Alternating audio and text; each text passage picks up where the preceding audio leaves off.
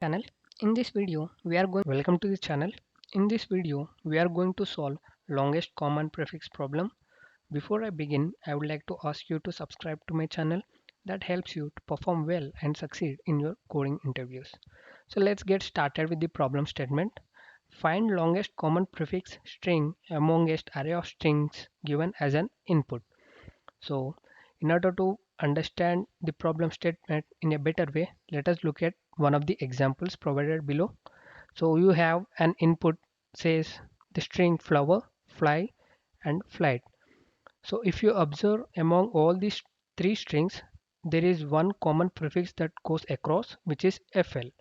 So the flower starts with FL and the word fly starts with FL, and the string flight also has the common prefix FL.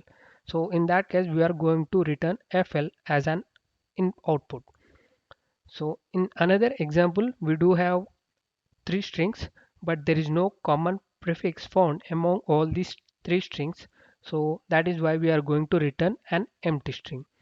So this is going to be like no common prefix among input strings, which is why we are going to return as an empty. So for this problem, there are multiple ways to solve it, but we are going to primarily discuss about two approaches. Among them, the first approach would be the character by character matching. So what does this approach mean? So let us understand it through the steps provided. The first step would be we have to check all the characters in each iteration are same. If the characters are same, append it to the result, else we are going to break the iteration loop and get the control back to the main method caller. So let us try to briefly understand these two steps by taking an example. So let's say you have three strings such as Ramu, Rama and Ramesh. So let's say we have these three strings available. So we are going to check initially what are the lengths of each string, and we are going to return the minimum length available in this complete array. So in that case, it turns out to be 4 is the minimum length of string among these three strings. So once we get this, we are going to create an outer loop based upon this number, and we are going to iterate an inner loop by taking any one of these string as a query string and try to match the characters with the other strings available. So I will try to explain it with a simple pseudocode. So initially we are going to declare a variable result with an empty string. Then I am going to pick Ramu as my query string, and I'm going to pick the first character of this string, which is R, and I will check whether the other strings contain the same character or not. So in that case, the word Rama contains the initial character as R, and the Ramesh contains the similar character R.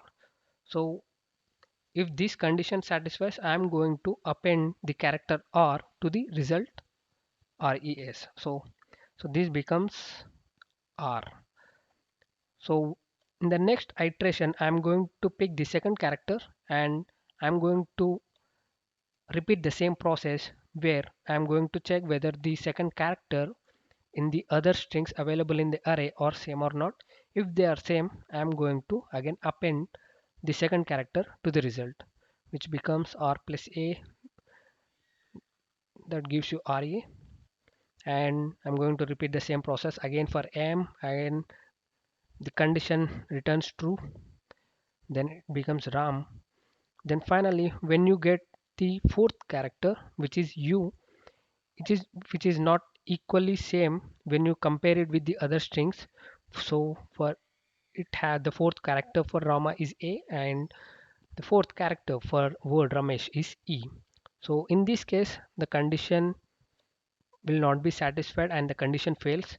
So when the condition gets failed, we are going to return the result to the main method caller. So the longest common prefix for this array is going to be Ram. So, so this is the character by character matching approach. I hope you are able to understand the pseudo pseudo code kind of explanation where I'm going to have an outer for loop which iterates with the minimum length of the string, and in the inner for loop I'm going to iterate with the rest of the strings available, which is Rama and Ramesh over here. Again, in the outer loop I'm going to pick the query character from the query string at each iteration for the outer loop, which is going to be uh, r is equal to, if you assume the name of the variable is array, that is going to be I 0 of I. Yeah, so this can be better understood when I get into the implementation part of this code. So before we move forward to the other approach, let us try to visually understand the same process, so that helps you to clear your doubts if you have any. So, so this is a basic table that I have picked to have a visualization of how do we progress through character by character matching and get the end result. For this, we are going to pick a different example, which is flower, fly, flight, and flow. So over here, initially, these are the indexes you can assume where starts with 0 and ends with n. So initially, I'm going to pick each character at the index 0, which is f at each every point of time in the array. And so all the characters in for the four strings are has the same character. We are going to pick it, and we are going to move for this next index, which is 1, and we pick up all the characters available at index 1 location for all the strings, and it has L, and that will be up, gets appended to the result. And whereas when you get into the second index where none of these characters are actually matching, of course there are halfway through they are getting matched, but we want the longest common prefix across all the strings given in input, so this doesn't count. So this will be our final output. So the time complexity for this problem would be of nm, just because we do have this n, which is going to be the input length of the input of strings, and m is going to be the largest string. In the worst case, we may have to traverse through the largest string available in the array, so that is going to be of m, and the space complexity would be of m, because we need to allocate the memory just for the largest string available if it turns out to have the common prefix across all the strings. So this is first approach, and there is another approach to solve this problem. So that is going to be the trie data structure. So this is an interesting approach, I would say, and I believe this could implementing this kind of trie data structure to this problem would scale up if you have loads of input coming in from any of the source. So the steps for the trie data structure would be, initially we have to insert all the words into the trie structure and construct a trie. And once insertion is completed, we are going to traverse through the trie. So when I say traverse, we are going to traverse from the root level in terms of depth. We are going to get deeper and find a node where where the node has more than one children or zero children. So the one, if you find a node more than one children, that indicates that the common prefix, the longest common prefix has got broke down and it got divided with multiple strings. If you find a zero children, that means you are at the end of the longest common prefix for the string. So let us try to pick the similar example that we have discussed for character by character matching. So that is going to be Ramu, Rama, and Ramesh. So here, initially, before we construct the trie, there is one property which we need to understand for trie data structure is, if you have constructed a trie and if you have a repeating character coming from any other string, it is not going to allocate an extra memory for it. It is going to utilize the same node that is available in the trie. So what do I mean by this is, let us construct a root. For this root, I am going to construct a trie for Ramu, which is going to be R A M and U. So once I construct this, the character count over here will be 1.